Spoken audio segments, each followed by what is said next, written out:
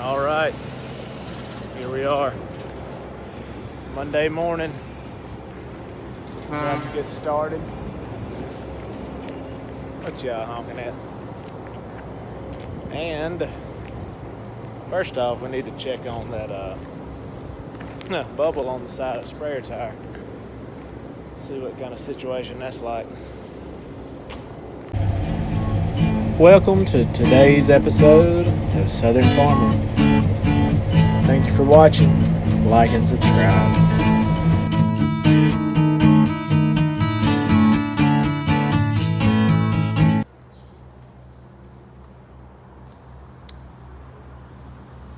Seems to be growing a bit. Yeah.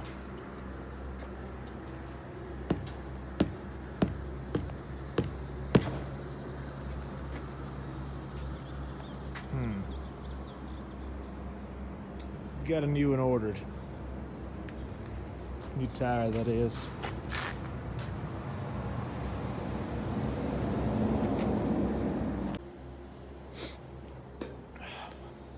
I'm going to ease right down the road, just south of here, a couple miles, and put out one more tank of picks. Maybe the tire won't blow out going down the road. Maybe it won't blow out anytime. And this is something that you have to deal with when you have your water wagon fill up right next to a county road, which one runs right through the middle of your headquarters and runs right to a very large sawmill. Log truck parked right in the way.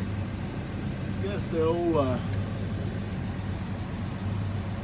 what is this? Old International truck. I don't know what he's got. Some old, you gotta wash his windshield off too. Yeah. He didn't want her to run hot.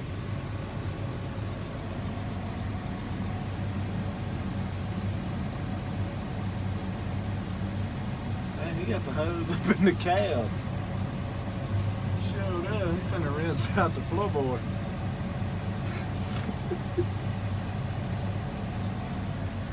Hey, Lord.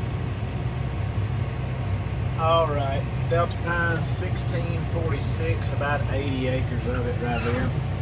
And I have the windshield wiper going because the humidity and I have the air conditioner on full blast. She's fogging up pretty good. It's about over with. I can probably turn that off. The reason I'm telling you guys the variety, the cotton, that dictates a good bit on how much chemical and when we apply the chemical, because that chemical being a growth regulator.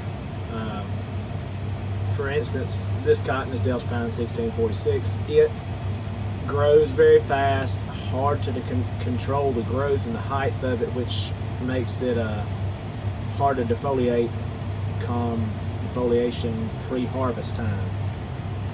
So this will be about the third round of picks. I know this one's going to be a little bit stronger. That cotton is like chest high, shoulder high, so that's like 4 foot tall.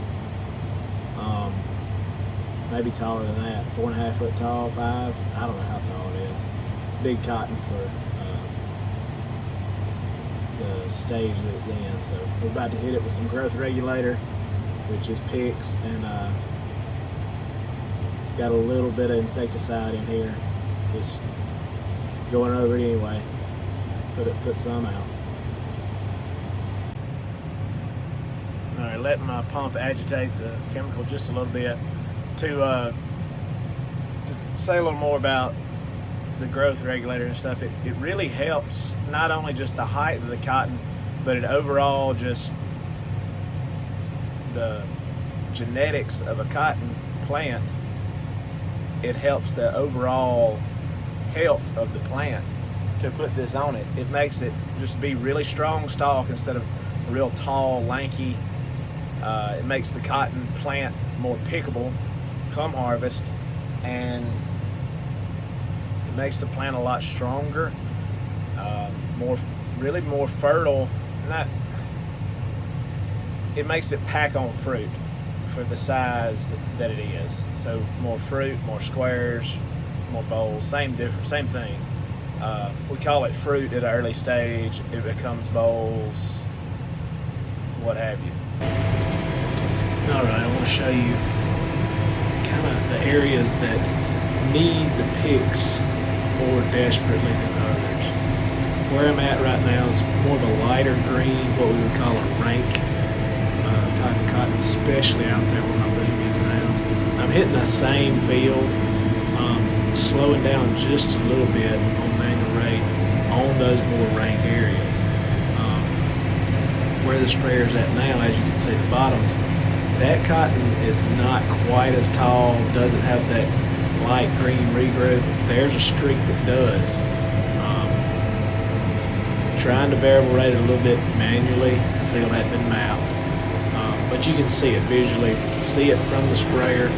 Right there's a little bit lighter green, it's hard to see. Here's a very drastic difference. What I'm riding in now is a very tall rank cotton that's actually hitting the axle of the sprayer, the very tips of it. So I'm spraying a little heavier shot there. As I approach right here that hump, it drops down. I'm in a lower area of the field, more moisture in the soil. It's growing off taller cotton right there. Now I'm speeding up to put a little bit lighter dose, still putting the same chemical out, a lighter rate on this cotton that's on this sandier ground that has dried out. Of course, there's rain forecast, and it's the variety Delta pine that is notorious for growing off very tall.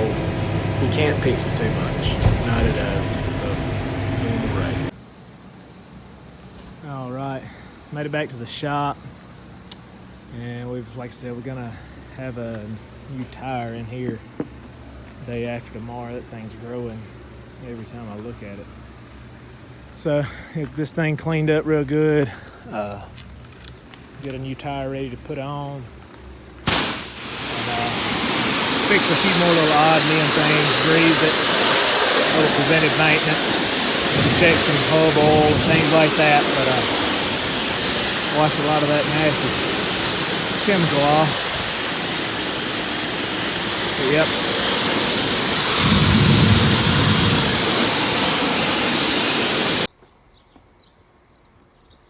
All right. About to jump in the old backhoe here.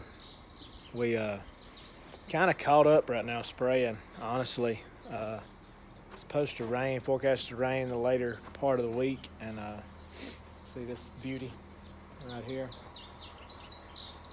4-wheel drive. I think it's probably about an 85, 86 model. Nice machine. But anyway, yeah, kind of caught up spraying. Gonna do some work. Got a couple dirt pan tractors running, working on some field roads and things like that. I'm gonna go dip. We got a big mud hole on one of our field roads going back to another property. I'm gonna dig out the mud of that, let them fill it in with dry dirt. So maybe come harvest time, we won't get the cotton picker stuck. And I've actually got a sprayer stuck there before. It was a mess. Thought I'd done turned the sprayer over. It was so deep, but. Nevertheless, here we go.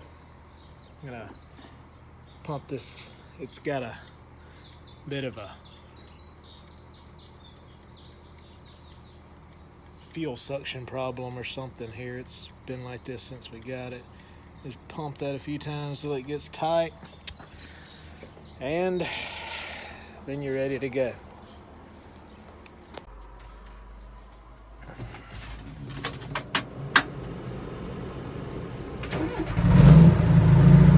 Yeah. Oh yeah.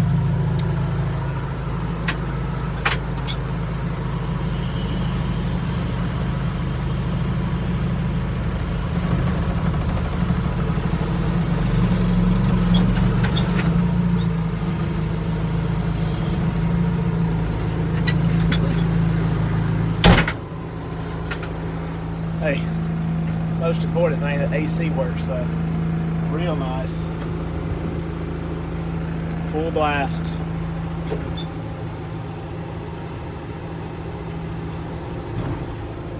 It's my dad's beautiful junk pile out there in front. Hate to see it. He says that's his retirement. You got to work a while. Okay, what we have here is a straight up mud waller. I mean, full-wheeler riders, ATV riders have really done a number. And there's about 300 acres of cotton here, back there. And anyway, that's one of our main routes is coming through here, going through this hedgerow, which is a property line, back to some more. That's beans in there right now. But anyway, if this road is fixed, and we're going to do a little widening as you go through, that road's fixed, you can go to another 200 acre block. But as you can see, that's a mess. And what I'm going to try to do is scoop all of the mud, just really sloppy, slimy mud, gook, if you will, and set it out and let the dirt pans haul in good, hard packing clay, and get this thing back under control. But yeah, this is right here is where it was full of water, and I thought, I ran into it with the sprayer, I thought it was back during burn down year before last, I believe. So like mid-April, I run my tire somewhere right in here, and I was spread out as far as it would go, like, I don't know, 12 foot wide or more, and ran one tire over there in that deep part, and had one tire up here on this high side. Both of the left tires, the sprayer was off the ground, and the cab of my sprayer was basically in the, like, overlooking the creek. It was kind of sketchy, but yeah, about to get to digging before they get here.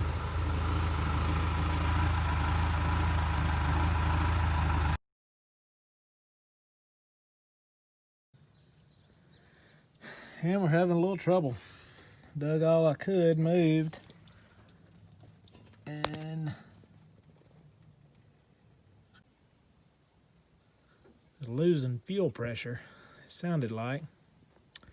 So I drained the water separator. It's hot.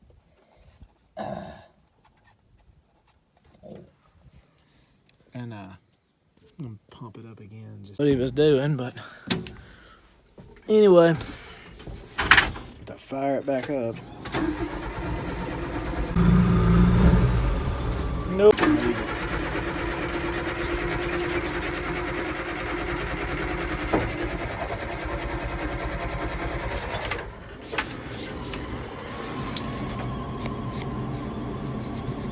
That says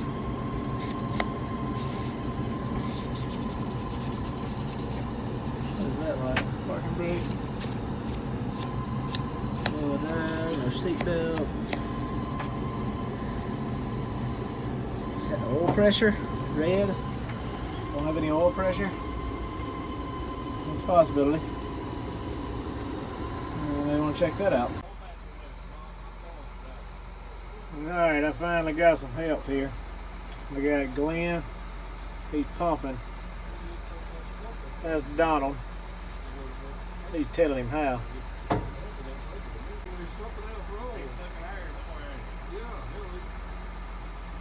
Out there under that shed for a week. Alright, we got the fuel line off, going into right before that pump. Wondering if there might be some trash in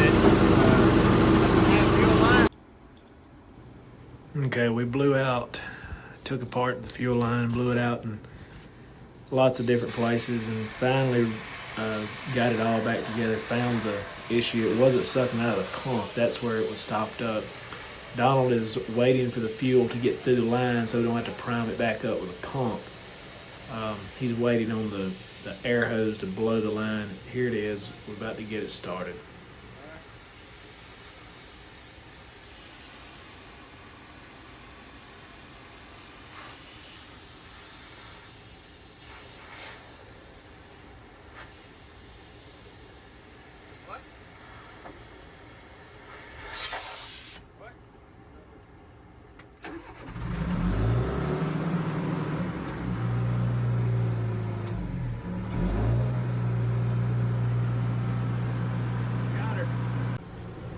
All right, going again.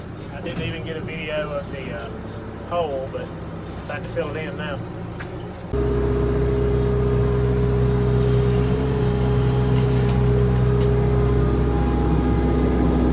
And there you have it. Quite a hole. Got the red dirt piled up and ready to fill it up. Quite a mess.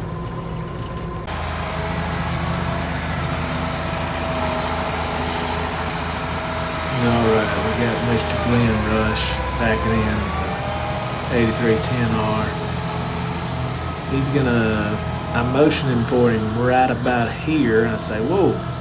Well, he gives it another 5 or 6 foot until he spins his tractor down. Then he backs up some more. I'm like, okay, well, maybe you got it. That'll help. I won't have to push it. Then about right there, we're like, halfway there.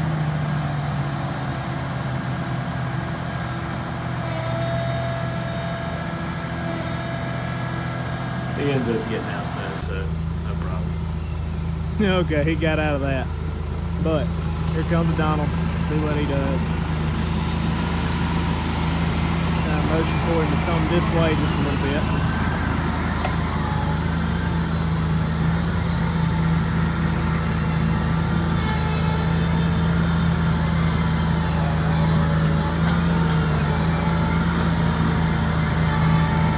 Nothing right there, boy. Yeah, if I can get the pile right there, I'll be able to push it a little bit easier. Well, those wheels are sinking down. Swinging about got enough height. He about did too.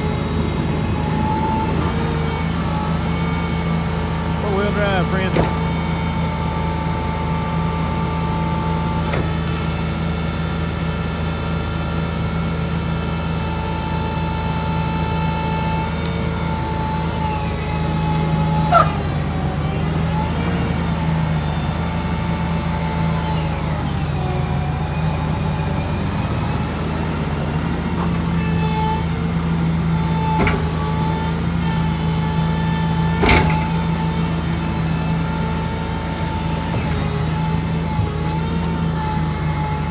That.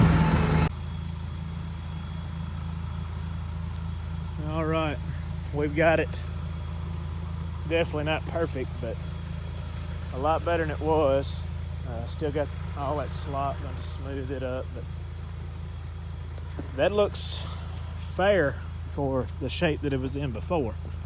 I'll take my bucket and back drag some of that, and maybe push some up right here and smear it around. It's fixing to rain. Looked at the radar and it's, as usual, hurry up before the rain gets here. See them trees blowing, dark clouds. Maybe I'll get out of here before it float off.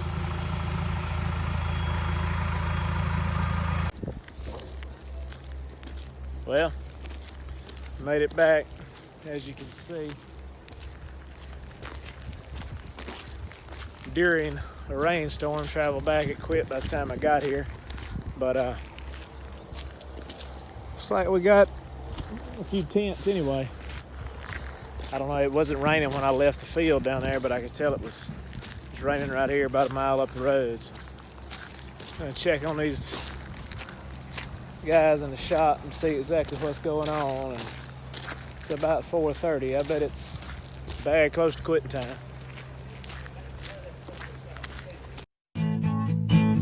Thank y'all for watching. If you didn't mind, please hit that like button.